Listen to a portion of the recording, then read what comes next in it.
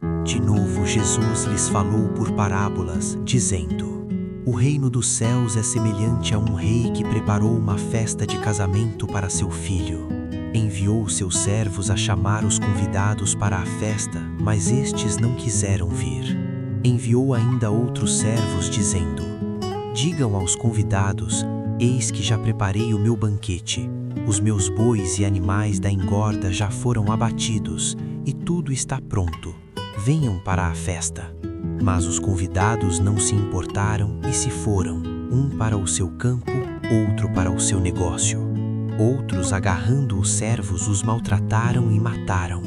O rei ficou furioso e, enviando suas tropas, exterminou aqueles assassinos e incendiou a cidade deles. Então disse aos seus servos: A festa está pronta, mas os convidados não eram dignos.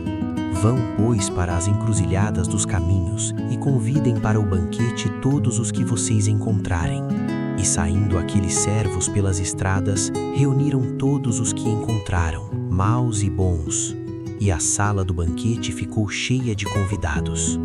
Mas quando o rei entrou para ver os que estavam à mesa, notou ali um homem que não trazia veste nupcial, e perguntou-lhe: Amigo, como você entrou aqui sem veste nupcial? E ele emudeceu. Então o rei ordenou aos serventes: Amarrem os pés e as mãos dele e atirem-no fora, nas trevas. Ali haverá choro e ranger de dentes. Porque muitos são chamados, mas poucos são escolhidos. Então os fariseus se retiraram e consultaram entre si como surpreenderia o Jesus em alguma palavra. E enviaram-lhe discípulos juntamente com os herodianos para lhe dizer: Mestre, sabemos que o Senhor é verdadeiro e que ensina o caminho de Deus de acordo com a verdade, sem se importar com a opinião dos outros, porque não olha para a aparência das pessoas. Assim sendo, diga-nos o que o Senhor acha. É lícito pagar imposto a César ou não?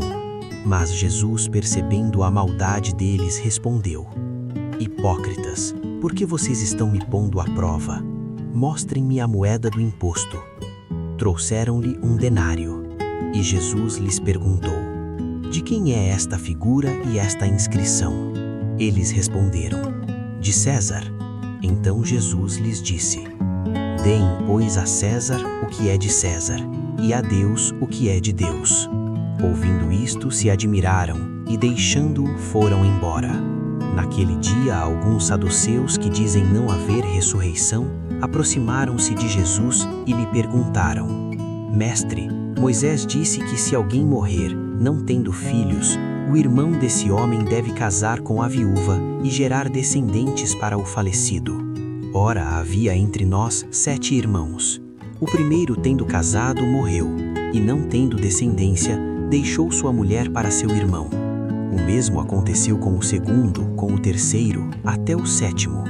Por fim, depois de todos, morreu também a mulher. Portanto, na ressurreição, de qual dos 7 ela será esposa? Porque todos casaram com ela. Jesus respondeu: O erro de vocês está no fato de não conhecerem as Escrituras nem o poder de Deus. Porque na ressurreição nem casam nem se dão em casamento, mas são como os anjos no céu. Quanto à ressurreição dos mortos, vocês nunca leram o que Deus disse a vocês?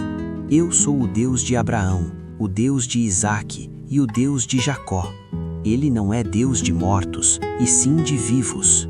Ouvindo isto, as multidões se maravilhavam da sua doutrina.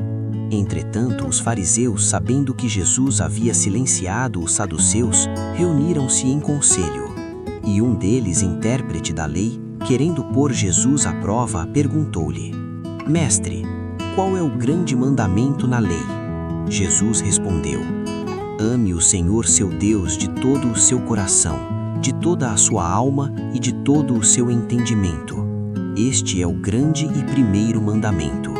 E o segundo, semelhante a este, é: ame o seu próximo como você ama a si mesmo. Destes 2 mandamentos depende toda a lei e os profetas. Estando reunidos os fariseus, Jesus lhes perguntou: O que vocês pensam do Cristo? De quem é filho? Eles responderam: de Davi. Então Jesus perguntou: então como é que Davi, pelo Espírito, chama o Cristo de Senhor, dizendo: disse o Senhor ao meu Senhor: sente-se à minha direita, até que eu ponha os seus inimigos debaixo dos meus pés.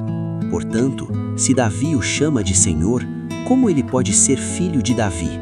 E ninguém podia lhe responder uma palavra, e a partir daquele dia, ninguém mais ousou fazer perguntas.